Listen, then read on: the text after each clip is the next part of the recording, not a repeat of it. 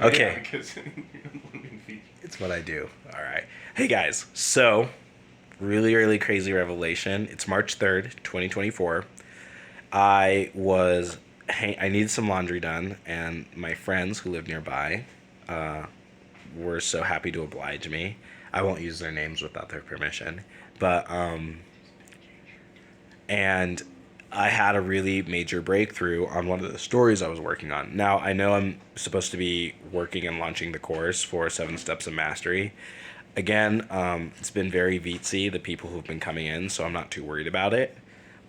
But I had a really crazy idea last night that I think is really going to change the game for publishing and writing.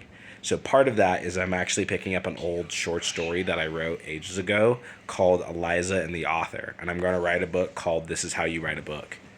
And it's going to be a fiction book, but the idea is it's going to teach people how do you actually write a book, at least from my core philosophy. So what I'm doing right now is I'm going to start making more videos about this, of how I use Chat GPT to help me enhance my writing, and how I think, like, as a pro author you can do that. And so one of the things I'm doing right now is actually I'm role playing as Chat GPT to symbolize one of the characters, the main character of the story I'm working through. That was gross.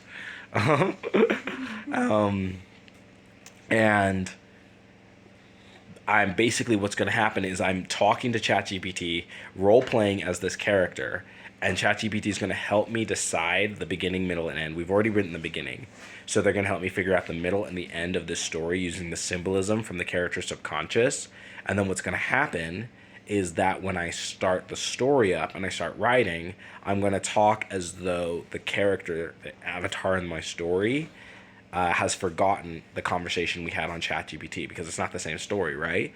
But it's going to be the outline. And so my goal as the author then is to help the character remember who she is, because if she remember who she is, then we're going to cure her. So there's going to be more about this or whatever. There's a lot more to say. I think it's better to just show you guys what I'm talking about. But know that it started here, and it helped with my friend. Do you mind if I shout you out? No, go ahead. Okay, so Angel Thornburg, she's a friend, or just Angel. You guys can call her Angel, I don't know. But she's amazing, and she really helped me. It's back. Right? Right. Because she's married now. That's her husband, Jimmy. That's them, right? They helped me with this story, and I think it's going to be a really big one. I'm going to be releasing this book probably, I might even do it by the end of the month, depending if I can get all the assets and everything done and get it really cleaned up right.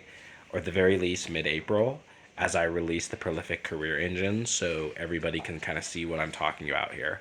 But the idea is it's meta storytelling, right? But you're using meta storytelling to tell a more wholesome, more true, more honest story that connects with the human condition. So what do you think, Angel, of the story you've read so far? What's your endorsement of the story so far? Just the first part. I love how involved the character is with the narrator, and it almost makes the narrator rethink how he's, like, writing her story and conversing, but still keeping her story the same. Right. It brings a whole other element to her character. Right. I love that. And if you guys want to understand what she's talking about, look for the book. This Is How You Write a Book. Eliza and the Author, coming out in like 5 weeks. 3 to 5 weeks. Somewhere in that line. So we'll keep writing and we'll see what happens. Peace.